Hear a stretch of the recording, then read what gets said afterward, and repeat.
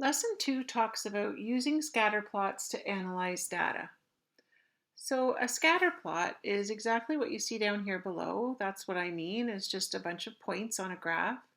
They don't necessarily have to go in a straight line, but what we see is that this is sort of suggesting a straight line. A scatter plot can help you see if there's a relationship between two variables. So something that is really important, the horizontal axis, that's usually your x-axis, that represents the independent variable, and the vertical axis represents the dependent variable. So those don't usually get interchanged. Like x is the horizontal axis and the y is the vertical axis. A measurement of the independent variable and the corresponding measurement of the dependent variable make an ordered pair, or a point.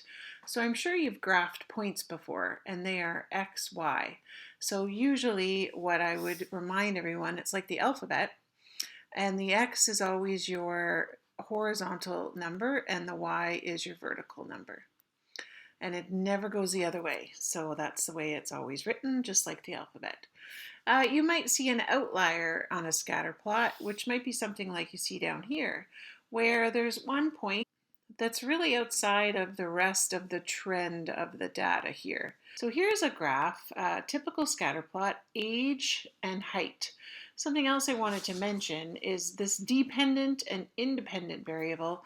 That's because typically, you could imagine it this way, this is kind of the cause, and then if that's true, this is the effect. So often that's what we would see on the x-axis. The independent variable here is age. So it's looking like, as I know there's no values or numbers, but as somebody gets older, or as people get older, they are going to be taller. Their height is going to go up, which makes sense. But this is actually saying if this is independent, that means height depends on age. Example 1, a skateboarder starts from various points along a steep ramp and practices coasting to the bottom. So this table lists the skateboarder's initial height above the bottom of the ramp and his speed at the bottom of the ramp.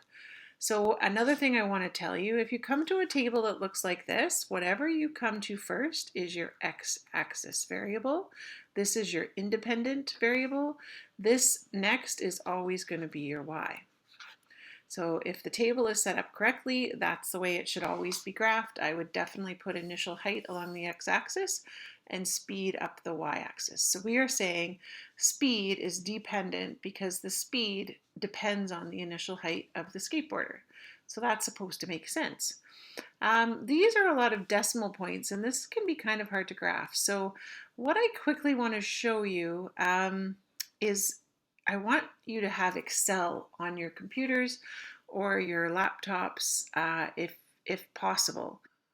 I'm not sure if you know that when you go into your board email and you see all the apps here, I know that Excel Online, a lot of students are used to using Word Online.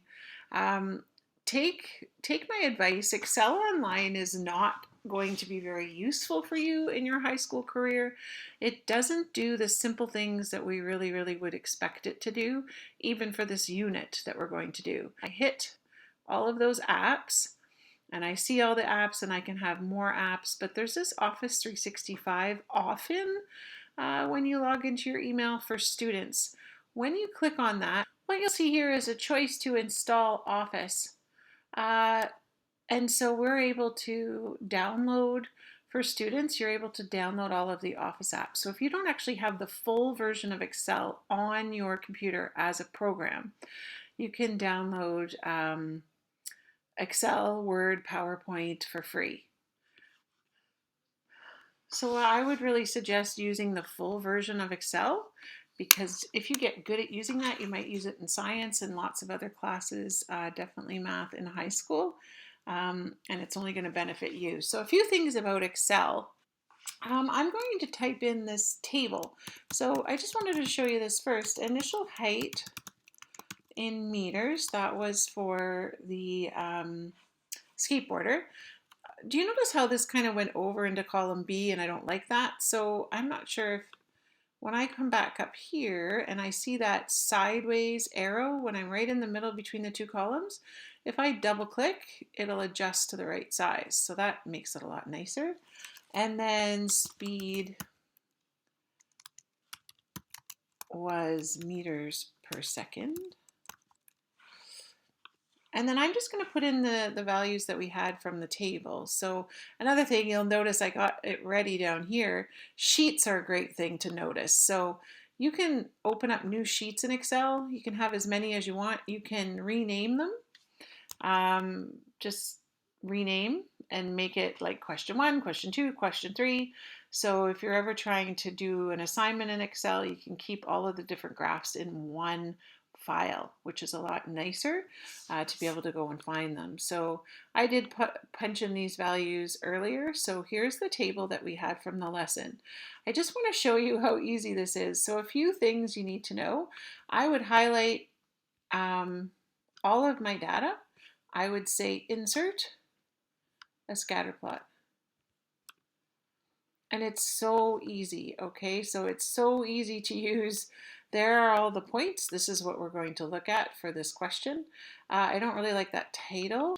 Something else that you should know is that there's these chart elements that pop up when we're in chart design. So I want to add a chart element. I definitely always want a horizontal and I want a vertical axis title. So the questions are, identify the independent variable and the dependent variable. Independent has to be the x variable. So when I look at my graph, the initial height is independent because the speed of the skateboarder depends on the initial height. So we've already made a graph in Excel. We could have done it with paper and pencil. Describe the relationship between the variables. So when I look at this graph, as the initial height is going up, so the skateboarder is starting from a higher and higher point on the ramp, the speed is actually also going up. A relationship could also be called a trend. You might see that as well. And as the initial height increases, the speed of the skateboarder increases.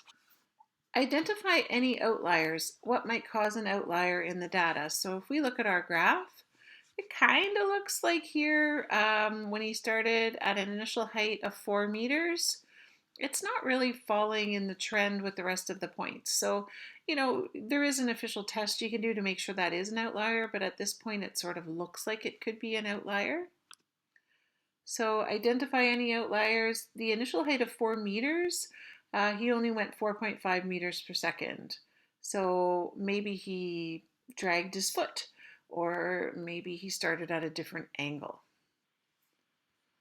So trends, interpolation, and extrapolation. So graphs can help you recognize trends in a set of data. If you find a trend, you can use it to predict values of the variables.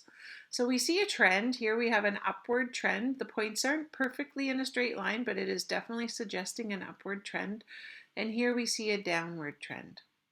So interpolate means we estimate a value between two measurements within a set of data. Extrapolate, we're going to estimate a value beyond the range set of data. So example 2, this time we're going to actually make a graph by hand. This table shows the number of paid admissions to movies in Canada for 12-month periods, fiscal years ending on March 31st. So we have attendance in millions going to the movies. I mean, it's way back in 1994, but we do have this data that is collected and it's going up, it looks like. 2001, there was no data. And then it goes up to 2003. So asking you to graph the data from those points. Okay, so again, whatever you come to first in a table, this here would be your x-axis and it shouldn't be any other way, and this should be your y-axis. We need to always pick numbers and points or lines on the graph so that we can spread out our data as best as possible. Okay, so maybe our title of the graph could be movie attendance. And so we have our points and we see that there really is this upward trend. So it looks like as the years are going by and the years are increasing, the attendance in the millions was going up over time. Describe any trends in movie attendance from 1994 to 2003. So again, when you're asked to explain a trend, you're going to do really well if you just mention what is on each axis. So as over the years, the movie attendance increased. And that is just the general trend that we see, that the line is going up. Statistics Canada did not survey movie attendance for the period of from April 2001 to March 2002. So there's one point missing. Estimate the movie attendance during this period. This is interpolation, because when I look at 2001, I have points on either side of it. So this is within my graph. Interpolate is within my graph. So if I'm going to make a prediction here for 2001, it might be something around 122 or 122.5 million. Okay, because we are using interpolation. We're looking within our data. Estimate the number of paid admissions to movies in Canada for the 12-month period ending March 2005. So what is interesting in this data is that in 2003, there was a bit of a dip. So if we wanted to estimate something beyond our graph, that's called extrapolation. So we're going to extrapolate here. We're going to think, okay, 2002, 3, 4, 5 might be somewhere out here.